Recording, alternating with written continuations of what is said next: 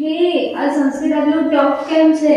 મારાના ઉપર તૈયાર કરું તો બાલના ભૂલી જવાય, અને બાલના કરું તો નદીનું ભૂલી જવાય છે. ટફ તો છે, પણ આપણે ધ્યાનથી કરીશું તો આપણને યાદ રહી જશે. હા, મને તો એમ થાય કે આપણા આટલા મહાપુરુષોએ સંસ્કૃતના આટલા ગ્રંથો લખ્યા કઈ રીતે હશે? બ્રો, એ ટાઈમે તો વાત જ અલગ છે.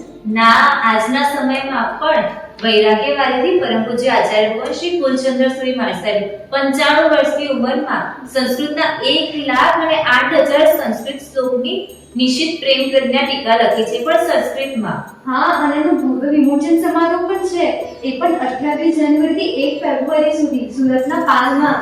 તો આપણે બધાએ પણ જવું જ જોઈએ.